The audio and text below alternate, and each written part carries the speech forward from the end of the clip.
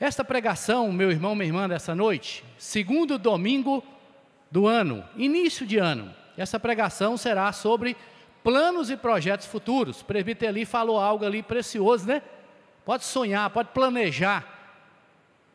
E essa pregação trará para nós conselhos que servirão para este ano de 2023 e também para o restante de nossas vidas. Nós consideraremos sim planos materiais, seculares, associados com o aspecto espiritual. E primeiramente nós vamos conceituar sobre um conflito que às vezes pode ocorrer no nosso coração. Você vai entender. Vamos ler Eclesiastes capítulo 11. Eclesiastes capítulo 11. Vou falar depois quem escreveu. É importante nós lembrarmos a história da escrita de Eclesiastes. E voltar lá atrás um pouquinho, no início, mas aqui nós vamos ler o capítulo 11. Quem já abriu? Eclesiastes 11, a partir do versículo 1. Uma palavra que o Senhor deu há milhares de anos. E Ele tem usado essa palavra, tem trazido ao nosso coração como conselhos importantes para este tempo. Quem já conseguiu aí, pode dizer amém? Temos a projeção também na versão que nós usamos aqui na igreja. Vamos ver se a gente consegue. Vamos lá. Lança o teu pão sobre as águas, porque depois de muitos dias o acharás. Outro versículo. Reparte com 7 e ainda com... Porque não sabes que mal sobrevirá à terra. O que acontece quando as nuvens estão cheias? Estando as nuvens cheias, derramam aguaceiro sobre a terra, caindo a árvore para o sul ou para o norte. No lugar em que cair, aí ficará. Esse próximo versículo aí, vamos juntos, o 4. Quem somente observa o vento, nunca semeará, e o que olha para as nuvens, nunca cegará. Assim como tu não sabes qual o caminho do vento, nem como se formam os ossos no ventre da mulher grávida, assim também não sabes as obras de Deus, que faz todas as... Vamos falar bem firme? Que faz todas as coisas. E esse versículo, vão juntos? Semeia pela manhã a tua semente, e à tarde não repouses a mão, porque não sabes qual prosperará, se esta, se aquela, ou se ambas igualmente serão boas. Doce é a luz, e agradável aos olhos ver o sol. Ainda que o homem viva muitos anos, regozije-se em todos eles. Contudo, deve lembrar-se de que há dias de trevas, porque serão muitos, e tudo quanto sucede é vaidade. Atenção, você adolescente jovem, preste atenção agora, o conselho, vamos lá? Alegra-te, jovem, na tua juventude, e recreie-se o teu coração nos dias da tua mocidade. Anda por caminhos que satisfazem ao teu coração e agradam aos teus olhos. Sabe, porém, que em todas estas coisas, ou de todas essas coisas, Deus te pedirá contas. Portanto, afasta, pois, do teu coração o desgosto e remove da tua carne a dor, porque a juventude e a primavera da vida são o quê? Vaidade. Vamos orar? Pai, obrigado pela tua palavra, lida, que já fala aos nossos corações, que já transmite graça à nossa mente. Muito obrigado porque o Senhor também dá interpretações, a compreensão correta, dá ouvidos para ouvir, coração como uma terra fértil para receber a semente da palavra e a possibilidade de frutificarmos. Que a palavra dessa noite traga esses frutos que precisamos para as áreas todas da nossa vida e que te glorifiquemos através de vivenciá-los em nome de Jesus. Você pode dizer amém? O que dissemos? Que essa pregação vai falar sobre planos e projetos futuros que vão servir para esse ano, para o restante de nossas vidas, planos materiais, seculares, associados com o aspecto espiritual. Esse livro de Eclesiastes, ele é importante nós compreendermos. Há palavras nele que aparentemente pode deixar-nos em algum conflito. Esse livro traz conselhos inspirados pelo Espírito Santo, através do rei Salomão. Segundo a Bíblia relata, Salomão recebeu de Deus a capacitação, você lembra, de ser o mais sábio e entendido dentre os homens. E também ele recebeu a capacitação de se tornar o homem mais bem-sucedido financeiramente, como nenhum outro haverá. É importante. No presente século nós temos homens bem-sucedidos que acumulam aí, estão na lista dos bilionários. E a imprensa, as revistas especializadas, querem saber como chegaram a essas fortunas. Salomão, ele foi esse homem bem-sucedido financeiramente, então ele tem conselho para mim e para você. Salomão teve experiências em tantas coisas que não se pode enumerar os seus escritos. Ele foi um homem de realizações. Teve um momento também de queda, devido a ser ele um pecador como todos os demais homens. E apesar de sua sabedoria, Salomão demonstra essa sua condição pecaminosa e comete muitos erros durante a sua vida e durante o seu reinado.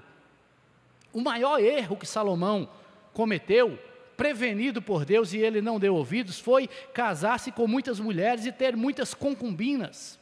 Grande parte delas apenas um casamento diplomático, no qual ele recebia uma filha de um rei ou um príncipe para ter uma aliança com a nação daquele povo. A Bíblia, a palavra de Deus, afirma que essas mulheres fizeram Salomão pecar, pois o convenceram a construir templos pagãos, idólatras, para que elas pudessem adorar os seus ídolos, os seus deuses.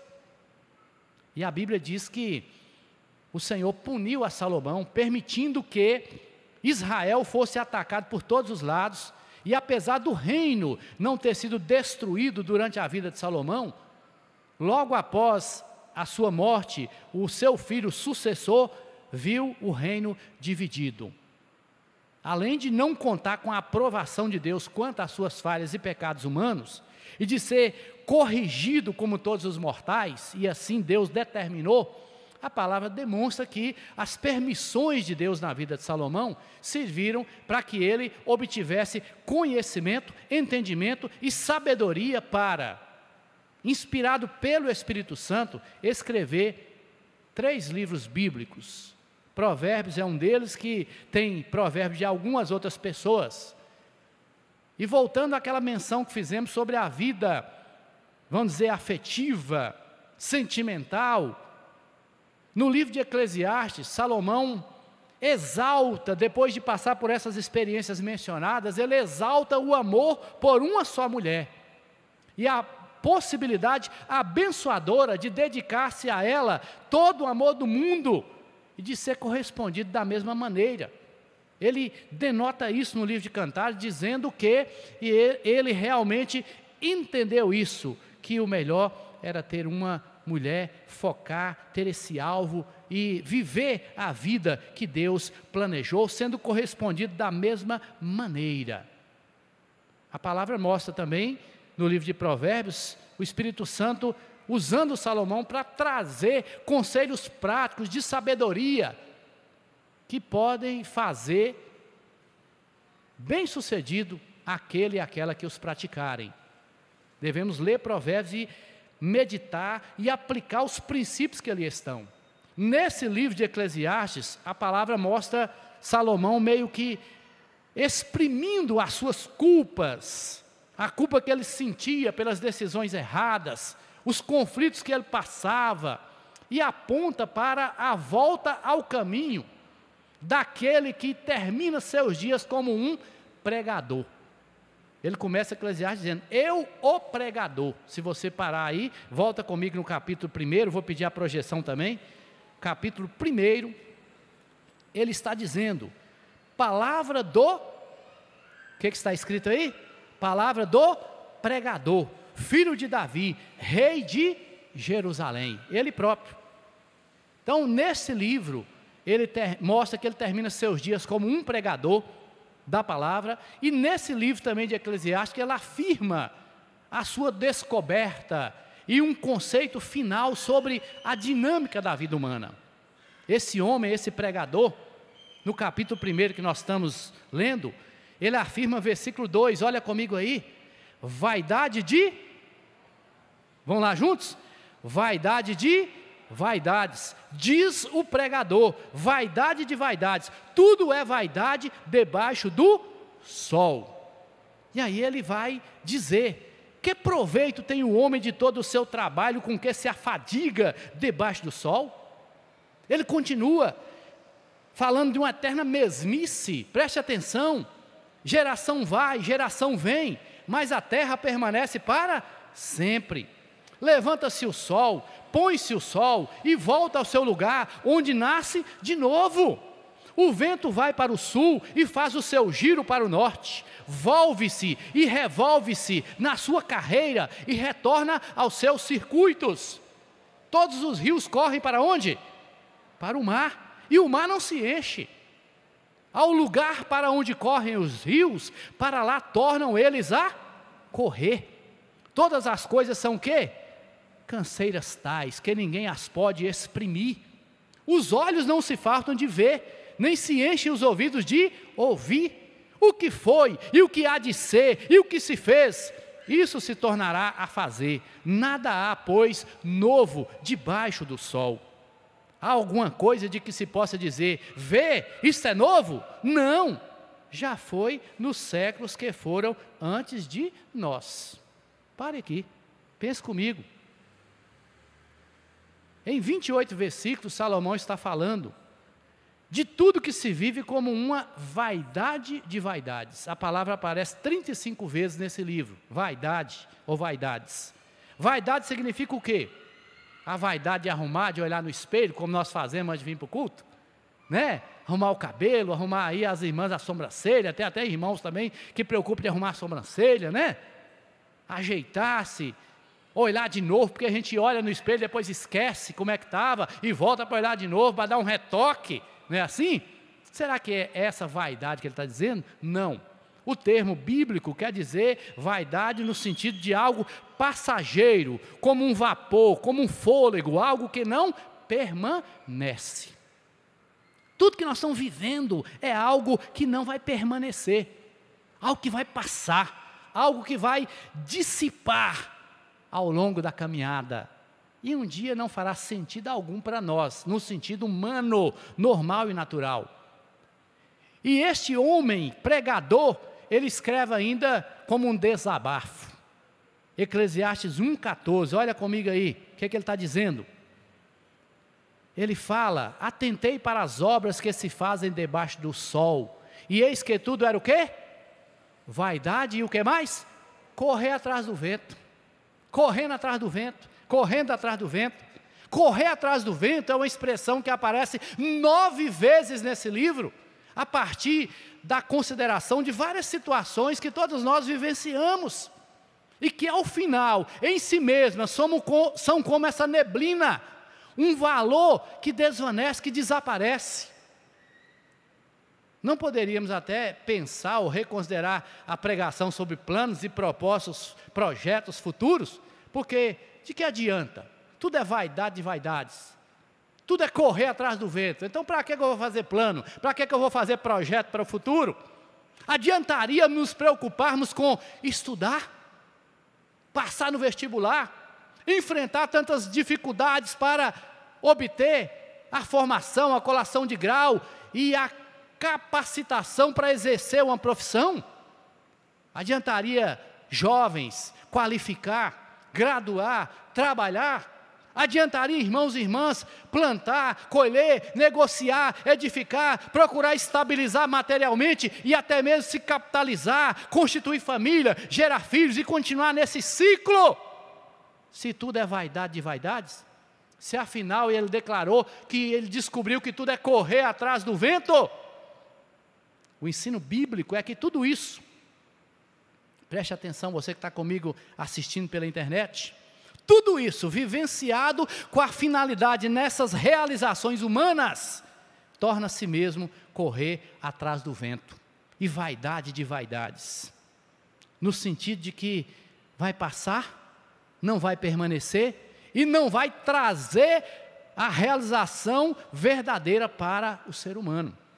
Tudo que nós almejarmos vivenciar aqui na terra, tudo terá um fim no dia em que Deus permitir que seja tirado o nosso fôlego de vida. Olhe comigo Eclesiastes capítulo 2, versículo 24 a 26, olha comigo aí.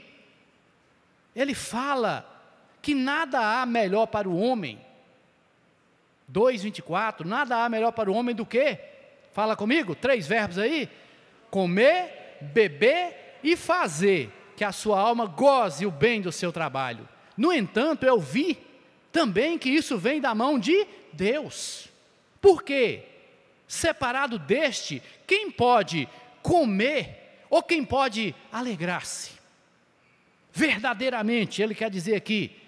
E aí no versículo 26 ele fala, porque Deus dá sabedoria, conhecimento e prazer ao homem que lhe agrada. Mas ao pecador Deus dá o quê? Trabalho, para que ele ajunte e amontoe, a fim de dar àquele que agrada a Deus. E ele viu que nisso também há o quê? Vaidade, correr atrás do vento. Pessoas que vivem lutando, esforçando, tentando ajuntar e amontoar, sem Deus na sua vida, sem o propósito de ter a glória para Deus no que faz, está juntando para deixar para outros, e isso traz inclusive um conflito para a mente desse pregador. Versículo 17 do capítulo 2, olha comigo aí, ele fala, pelo que aborreci a vida, pois me foi penosa a obra que se faz debaixo do sol. Sim, tudo é vaidade e correr atrás do vento. Também aborreci todo o meu trabalho com que me afadiguei debaixo do sol, visto que o seu ganho eu havia de deixar a quem viesse depois de mim. Estou trabalhando, lutando, amontoando, correndo, e vou um dia passar e vou deixar para outro. Vou deixar para quem vem depois de mim. Trouxe para ele conflito na alma. Aí, ele, convertido ao Senhor como um pregador, traz conselhos. E eu quero, a partir daqui, falar nesse tema. Conselhos do pregador para quem vive em temor. Você pode repetir comigo? Conselhos do pregador. Repeta após mim. Conselhos do pregador para quem vive em temor. Quem vive sem temor não vai resolver nada. Vai ser vaidade, correr atrás do vento. Quem vive em temor vai ter benefícios a partir das descobertas desse pregador, desse homem de Deus. A Bíblia diz em Eclesiastes capítulo 12, vai lá para o capítulo 11, e está pertinho, capítulo 12, olha comigo, capítulo 11 você vai voltar, para nós passarmos para a nossa meditação dentro do tema. No capítulo 12, os 2 últimos versículos do livro, o que é que está escrito aí? Você pode ler comigo, meu irmão, minha irmã? Eclesiastes 12, 13 e 14, os versículos. De tudo que se tem ouvido, a suma ou o resumo é, qual é o resumo? Teme a Deus e guarda os seus mandamentos, porque isso é o quê? Dever de todo homem, porque Deus há de trazer a juízo todas as obras, até aquelas que estão escondidas, quer sejam o quê? Boas, quer sejam más. De tudo que se tem ouvido, o resumo que eu aprendi, diz o pregador, sábio diante de Deus, inspirado pelo Espírito Santo, o resumo é temer a Deus. Temer a Deus e fazer o quê?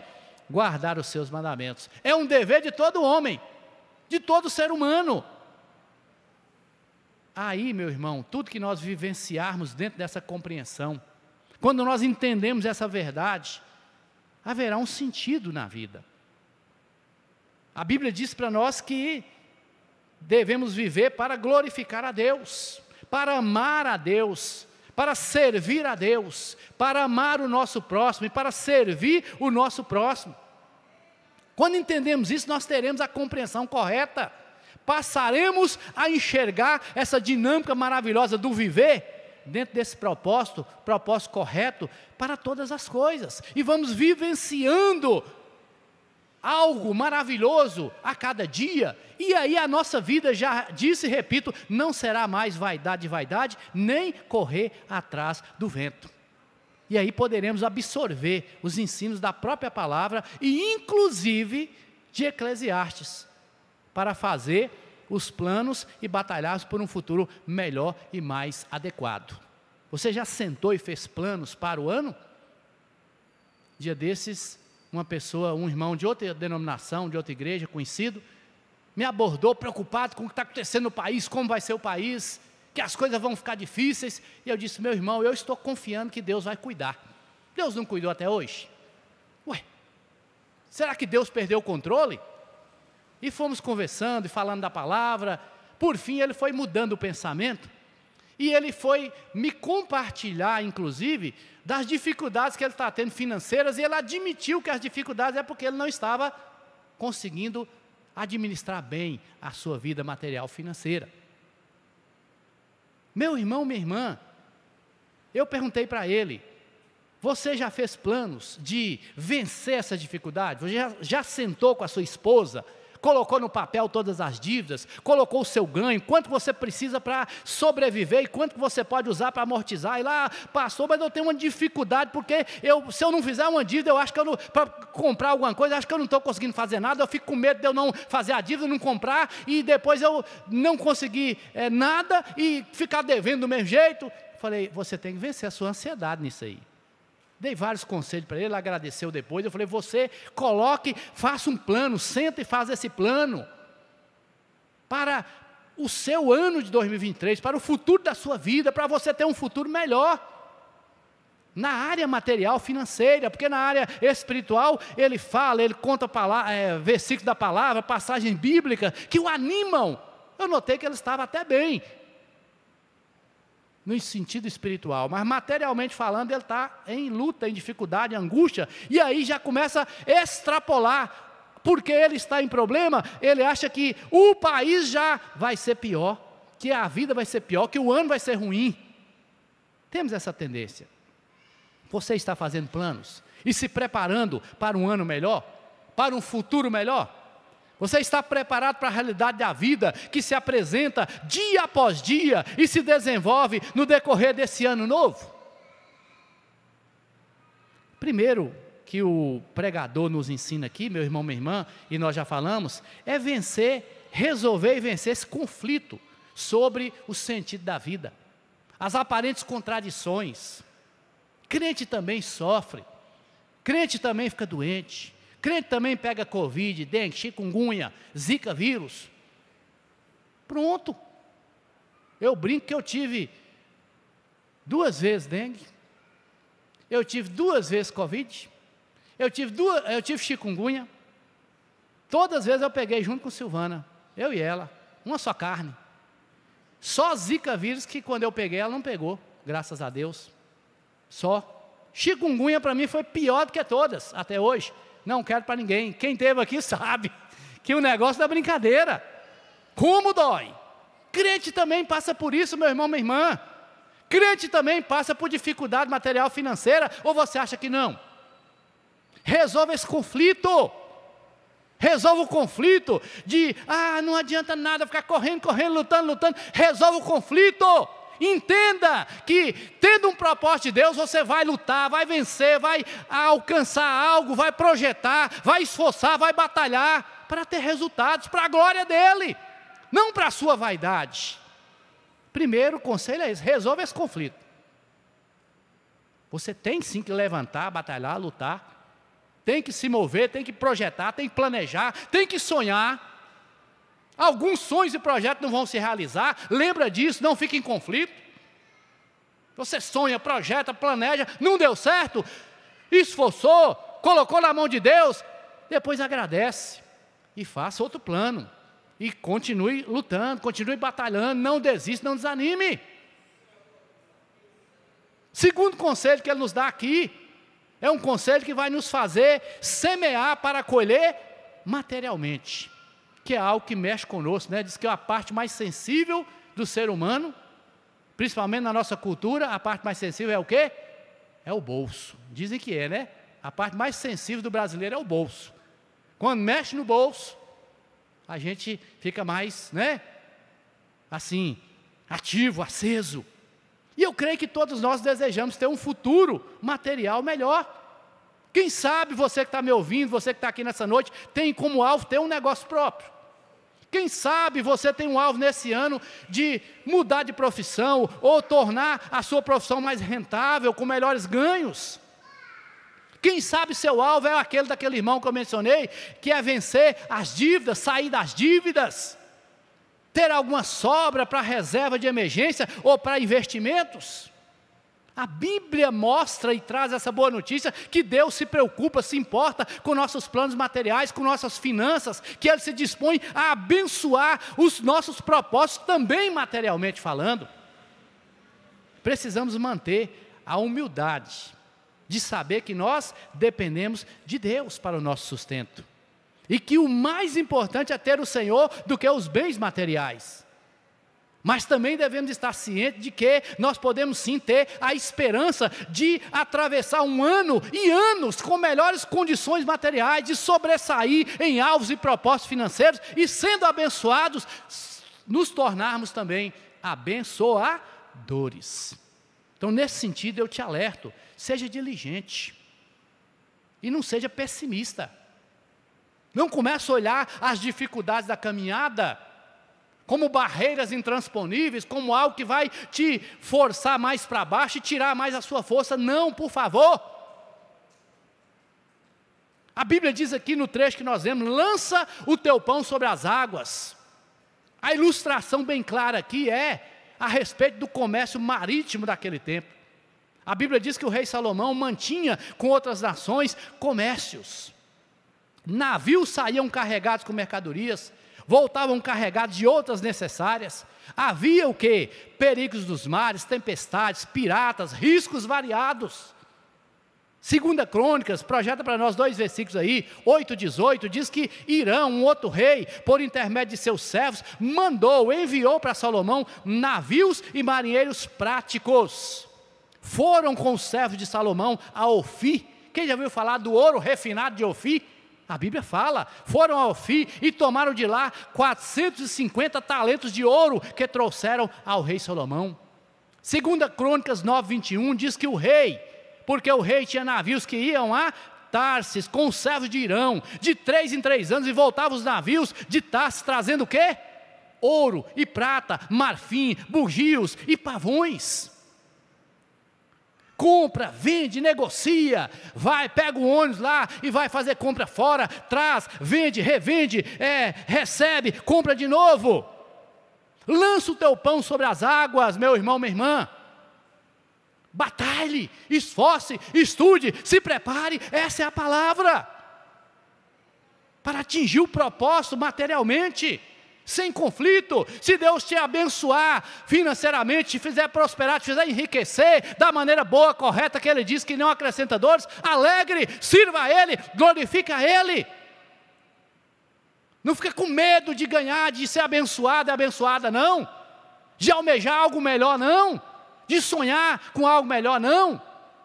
Só não seja aquele otimista exagerado também que acha que vai começar a pensar e sonhar e as coisas já vão acontecer e depois vem frustrações. Mas saiba que tudo tem um preço. Lança o teu pão sobre as águas também ilustra o costume dos povos egípcios de jogarem sementes de cereais sobre as águas do rio Nilo. Em tempo de quê? De cheias, de transbordamento, quando as enchentes invadiam terrenos e casas. Parecia algo insensato, infrutífero, que estava sendo uma perda de tempo e de recurso. Porém, historiadores contam para nós, quando as águas baixavam, as sementes que ficavam soterradas, esquecidas, começavam a germinar no devido tempo e vinham uma farta colheita. Lança o teu pão sobre as águas. Você está lutando, aparentemente nada está mudando, hoje não consertou nada, não melhorou nada, não brotou nada, não prosperou nada. Lança o pão sobre as águas e dependa do Senhor, humilde dependência dEle. Os comentaristas bíblicos dizem que o povo de Deus também experimentou essa bênção no seco deserto do Negueb. Em tempos determinados, esse deserto recebia as torrentes, as chuvas torrenciais, as inundações, e depois produzia uma rica flora e fauna, e a mesma condição de produtividade das sementes lançadas sobre as águas. Quem lançava sementes sobre as águas? Quem era diligente, quem era esperançoso, quem semeava e colhia depois abundantemente. Aquele que ficasse pessimista, olhando para as dificuldades, fugiria da luta, desanimaria. O preguiçoso, diz a Bíblia, desejaria, mas não agiria e não teria. Quem não tivesse fé, confiança, humilde dependência de Deus, não semeava e, consequentemente, não colhia. Por isso que ele diz claramente: quem somente observa o vento, nunca semeará. Quem fica olhando as dificuldades, não vai dar um passo adiante, não vai lutar, não vai esforçar. Quem somente observa as nuvens, nunca colherá. Quinta-feira ouvimos um testemunho maravilhoso de uma pessoa pela qual estávamos orando, e nós falamos aqui, não foi nossa oração, foi a bênção do Senhor. Mas ela veio testemunhar que ela foi curada de um câncer de mama, e depois do câncer de mama descobriu um câncer de tireoide, e ela sentiu queimar no coração de vir dar o testemunho na frente da igreja. E ela disse na frente da igreja que agradecia a Deus pela luta, pela batalha que ela passou, e porque através disto, ela que pensava que conhecia a Deus, descobriu que não conhecia de verdade, e que a partir daquele tempo que ela começou a buscar o Senhor, foi a palavra que ela usou várias vezes, eu comecei a buscar o Senhor, e eu agora descobri quem é verdadeiramente o Senhor. Vem a enfermidade, vem a luta, batalha, esforça, não é para se entregar, não é para desanimar. Vou ter que passar por um tratamento por isso, vamos lutar, vamos esforçar, vamos cuidar, porque Deus tem para nós respostas e bênçãos no decorrer dessa trajetória. Tem pessoas que nós vamos conviver, que nós podemos alcançar, de acordo com a vontade, a bondade, a misericórdia de Deus, mas se você e eu ficarmos olhando as dificuldades, nós não vamos dar o passo, nós vamos travar, e não vamos ter a possibilidade de vencer. Amém, igreja? Será sempre difícil plantar e colher, lutar e vencer.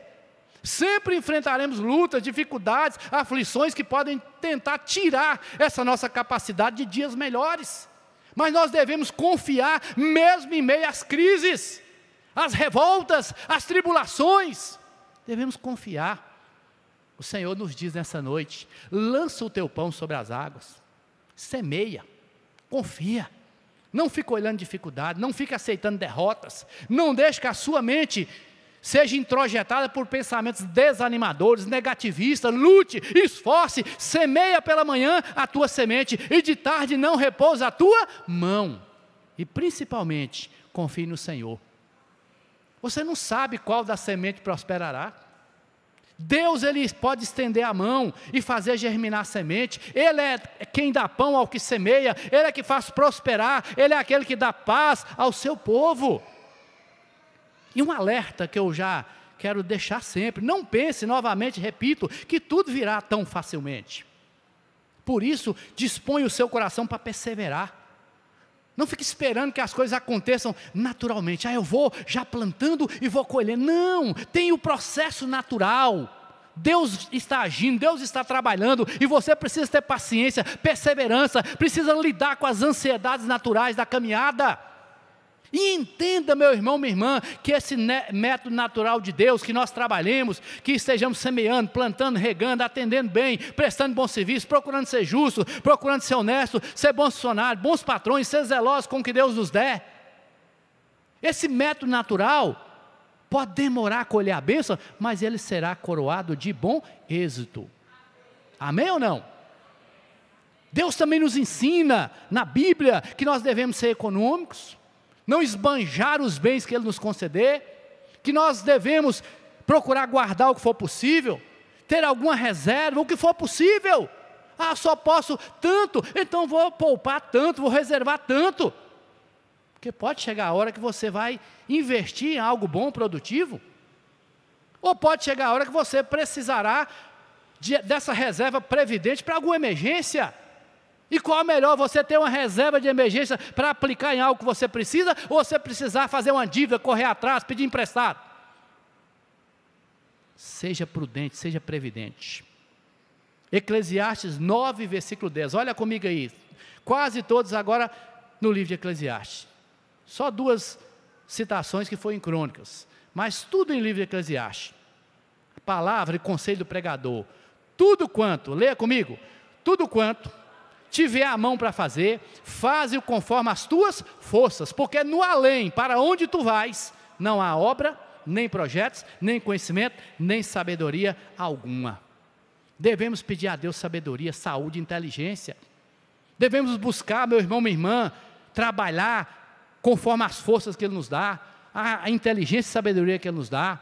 Devemos buscar essa humildade que nós falamos, a dependência, e também ser fiéis a Ele, devolvendo o dízimo que lhe cabe, trazendo ofertas com alegria. Participar dessa parte que a Bíblia fala que é também algo abençoador e que através disto, dessa fidelidade, Deus fala que abrirá a janela do céu e promoverá uma bênção que produza maior abastança. Eu creio nessa verdade. Eu me esforço pela graça de Deus para ser fiel ao Senhor. Por quê? Porque tem uma promessa de bênção. Eu não fico cobrando, reivindicando, não, mas é natural, é um processo natural. É do dia para a noite, você vai ser fiel esse mês que vem você ganha muito mais? Não, talvez não, pode ser que Deus age assim num momento ou outro. Mas é algo natural e algo que vai, através da persistência, trazendo a bênção e a vitória, com todos os outros conceitos agregados. A colheita virá, está prometida por Ele, no devido tempo, vamos receber da forma correta e abençoadora. Tenho certeza que você já experimentou muitas bênçãos. E você pode dizer comigo, eu quero estar preparado para um bom futuro na minha vida material, na minha vida financeira. Queira, meu irmão, minha irmã, queira. Não entrega os pontos, não desanima, não. Lute, batalhe, você vai conseguir. Já foi mencionado no início da pregação, que era sobre planos e projeto futuro. No aspecto o quê? Material, associado com o aspecto espiritual. Então vamos finalizar o último tópico aqui, é falar sobre semear para colher espiritualmente. Isso aqui é precioso para mim e para você, você que me ouve, você que está aqui como visitante, você que está ouvindo essa palavra. Abra os seus ouvidos e abra o seu coração para recebê-la. Esse texto aparentemente está falando para nós só de questões materiais. Apresenta sentimentos importantes quanto ao nosso futuro espiritual também. Primeiro aqui, nós estamos vivos e saudáveis. Hoje, graças a Deus. Isso significa que podemos automaticamente confiar que nós estaremos vivos e saudáveis até os 100 e tanto, 200 anos? A Bíblia diz aqui para mim e para você que ainda que o homem viva muitos anos, regozije em todos eles, deve lembrar contudo que há dia de trevas. Haverá dias de trevas. Isso é entendido pelos comentaristas como o momento de partir da luz aqui dessa vida, a luz do sol não ser vista mais, se apagar, os olhos se fecharem, os sentimentos forem afetados de maneira que nós não tenhamos mais contato com essa existência aqui. É o momento de Deus nos levar, de partir, de sermos levados pelo Senhor, de sermos cortados da terra dos viventes, de termos o nome lembrado apenas em referências, talvez receber alguma homenagem pós-mortem, causar alguma influência benéfica para os que ficam, mas de modo geral, ficará apenas na lembrança. Todos partiremos um dia, todos teremos um encontro de prestação de contas com o Senhor, todos temos um dia marcado onde o fogo de vida será tirado, a nossa alma será separada do corpo, o corpo tornará ao pó de onde veio, o espírito voltará para Deus que o criou, e então receberemos o que tivermos feito por meio do corpo. É o que a Bíblia diz.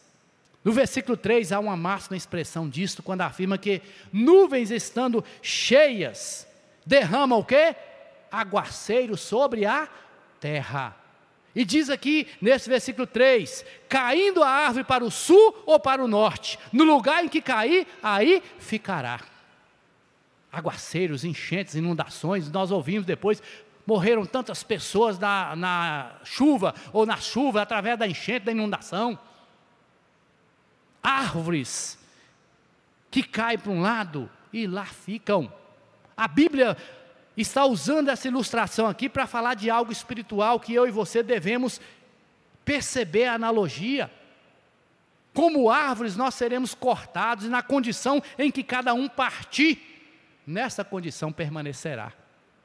Por isso que eu quero alertar, meu irmão, minha irmã, quanto a semear para colher espiritualmente. Você que me ouve, me assiste. Hebreus 9, 27, a cada um foi dado morrer uma só vez, vindo depois o juízo. Então é importante semear adequadamente, corretamente, pensando no futuro espiritual.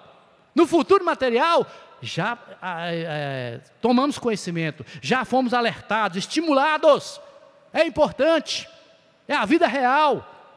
Mas não deixar de lembrar do futuro espiritual. Não deixar de estar preparado, preparada. Porque eu e você não sabemos o dia e nem a hora. Não queremos ir logo, mas temos que estar preparados para ir hoje ainda. Se Deus nos chamar, hoje ainda. A importância dessa memória, dessa atitude, deste alvo precioso na nossa caminhada. Lembremos a nós mesmos e a todos que não há escolha depois da morte. A Bíblia mostra que não há segunda chance. Não há possibilidade de mudança da condição espiritual. Precisamos estar sempre com os corações quebrantados, reconhecendo nossas falhas, confessando, pedindo perdão, crendo, nos convertendo dos maus caminhos. Precisamos manter o nosso coração, ou no nosso coração, essa fé de que Jesus morreu pelos nossos pecados. E com a humilde esperança, confessá-lo como o único Senhor e Salvador. Precisamos cumprir os requisitos da aliança com Deus. A Bíblia diz: todo o que crê e for batizado será salvo, quem não crê será condenado. Este é um ano de você pensar, de você providenciar essa parte, se preparar, ser ensinado e confirmar a aliança com Deus pelo batismo. Você que não recebeu o batismo bíblico, evangélico ainda, batismo cristão, não é que o batismo vai te salvar, perdoar pecado, nós sabemos, mas vai confirmar a aliança que você tem no coração. Prepare, inscreva-se, nos procure, para nós começarmos nessa caminhada, confirmarmos a aliança com Deus, cumprimos os requisitos da aliança. Quem morrer na condição de preparado espiritualmente, será salvo. Quem partir dessa vida na condição de não preparado, será condenado a enfrentar o juízo. Quem não crê será o quê que a Bíblia diz? Condenado. O juízo virá no inevitável dia do Senhor. Portanto, meu irmão, minha irmã, esse é o tempo, é o dia, é a noite, é o início de semana, adequado para nós estarmos pensando e preparando dia após dia. Volta aí comigo em Eclesiastes capítulo 9, versículo 8. O que ele diz para nós aí? Em todo tempo, sejam o quê? Alvas as tuas vestes, e jamais falte o quê? O óleo sobre a sua cabeça. Santidade. Vestes alvas quer dizer santidade. Em todo tempo sejam alvas as suas vestes. Se nós andamos no caminho da santidade, da santificação, esforçando, batalhando, nós vamos pecar menos, errar menos, ter menos coisa para tratar com o Senhor, e o que tiver, trata, peça perdão, confesse e receba a vitória. Mas andando com as alvas vestes, ou com as vestes alvas, nós podemos produzir mais e melhor, podemos semear mais e melhor, colher mais e melhor. Mantenham-se preparados espiritualmente, nunca falte óleo sobre a sua cabeça. O óleo fala da unção, do poder do Espírito Santo derramado sobre a cabeça do sacerdote, que escorre sobre a sua barba, as orlas das suas vestes. A unção e o poder do Espírito. Nunca falte essa unção, esse óleo, essa presença em sua vida. Todo dia, em todo tempo, santidade, santificação, unção do Espírito, meu irmão, minha irmã, vai fazer a diferença para o que nós vamos falar agora. Mantenha-se preparado nesse ano e durante o restante da sua vida. Esse rei Salomão, importante, poderoso, riquíssimo, era a autoridade máxima da nação inteira, e mesmo com seus desvios e tantos erros, ele chega à conclusão que ele devia se preocupar com isso. Ele reconhece que viver apenas voltado para a vida aqui na terra era o quê? Viver em vaidades de vaidades, era como correr atrás do vento, de nada adiantaria no final de tudo. Mas quem chegasse ao final da vida como ele chegou, reconhecendo que o principal é o quê? O fim, o resumo, a suma é: teme a Deus e guarda os seus mandamentos. Quem assim procedesse, receberia a bênção espiritual que devia ser o alvo e foco de todos. Ele encerra o capítulo que nós lemos, capítulo 11, os 2 últimos versículos, falando para quem? Para a mocidade. Atenção, moço e moça, é para você essa palavra especialmente. Alegra-te, jovem, na tua juventude, recreia o seu coração nos dias da tua mocidade, anda pelos caminhos aí de esforçar, de lutar, de ter ali, praticar esporte, de ter momento de lazer, de ter alegria na companhia dos irmãos. Ande por caminho que satisfaz o teu coração, que agrada os teus olhos, mas cuidado com o que você está olhando, cuidado com o que você está focando, cuidado com aquilo que você está fazendo que seja a sua satisfação. Por quê? De todas essas coisas Deus te pedirá contas. Então afasta, ó o conselho, afasta do teu coração o desgosto, remove da tua carne a dor, porque a primavera, a juventude aliás e a primavera da vida são vaidade. Se não for vivenciada para Deus, se você não for voltado para Deus, sua vida será apenas uma vaidade. A futilidade das redes sociais, a futilidade da vida, aparentemente alegre, as fotos publicadas, no final das contas não resolvem nada, se a pessoa não tiver Deus, não vai ter paz, não vai ter alegria, não vai ter o regozijo verdadeiro no seu coração. Esse é o alerta do pregador. Até parece que ele estava enxergando o tempo moderno, da pós-modernidade, da internet, da rede social. Cuidado, jovem, cuidado, moço e moça, adolescente, cuidado, esteja preparado. Quem chegar ao fim da vida, como ele chega aqui, convertido, voltado para o Senhor, quem estiver preparado espiritualmente, estará com o Senhor para sempre. E quem está preparado, semeando espiritualmente, tem que pensar em outra coisa. Lança o teu pão sobre as águas, reparte com 7 e ainda com 8.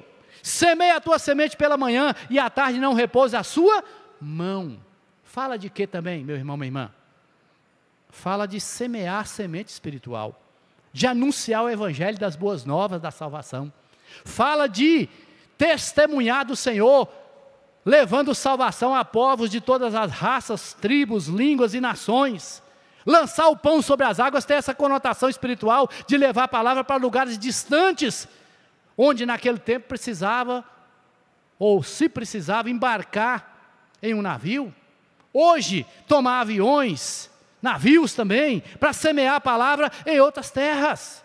Fala de cumprirmos a missão. A igreja não pode ficar só satisfeita de ter uma prosperidade material, de estar pronto espiritualmente, mas a igreja precisa preocupar de trazer outros para a sua caminhada. Conselho do pregador: vai repartindo esse pão espiritual, vai repartindo essa palavra, vai semeando a palavra, porque você pode não colher o fruto agora, pode ter frustração de não ver a pessoa decidindo agora, mas um dia, o Senhor traz aquele fruto que a semente semeada atingiu, germinou, ficou lá incrustada por um tempo. Nós já vimos tantos e tantos testemunhos de pessoas que, anos depois de ter ouvido a palavra, criancinha ouviu a palavra, lá na adolescência, na juventude, ou talvez até na vida madura, puderam crer e aceitar o Senhor. Portanto, semeia essa palavra, reparte essa palavra na sua família, reparte essa palavra no seu trabalho, reparte essa palavra na escola, na universidade, na faculdade, reparte essa palavra por onde você passar. Reparte com 7 e ainda com 8, lança o pão sobre as águas e semeia a semente pela manhã, à tarde não repousa a mão. Ele, o nosso Deus, sabe quem vai aceitar, quem vai crer. E no devido tempo, nós veremos frutos do nosso trabalho. Se não vermos aqui, como diz o irmão, veremos lá na glória. E para a glória dele. Amém? Finalizando. testemunhe, transmita a palavra e ore pelas pessoas. Dobre o joelho e clame para que Deus salve pessoas que você quer ver salvas. Você almeja viver em paz e sem conflitos quanto à dinâmica da vida? Almeja ou não? Quero entender esses negócios aí, porque o mundo está doido, está louco, está insensato. Nós não podemos andar segundo o curso do mundo, não, porque senão a gente endoida também. Nossos pensamentos humanos são afetados, a Bíblia fala, pelo nosso coração que é desesperadamente corrupto. Por isso nós não podemos seguir o curso do pensamento. A Bíblia diz, andavam segundo o curso do mundo, fazendo a vontade da nossa carne, dos nossos pensamentos, e eram por natureza filhos da ira, como também os demais. Você quer viver dias de paz e sem conflito quanto à dinâmica da vida? Ainda que as águas transtornem, tumulteiem, os montes se lancem no seio dos mares, eu estou confiando em quem? No Senhor.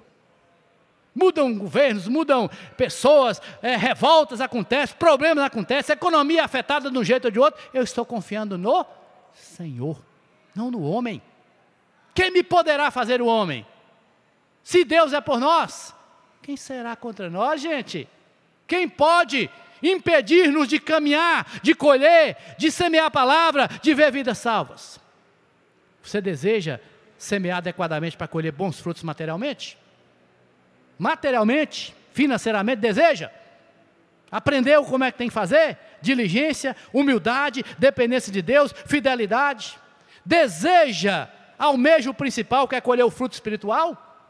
Manter esse caminho de salvação da alma e outros frutos para o Senhor, vendo outras vidas salvas? Almeja isso?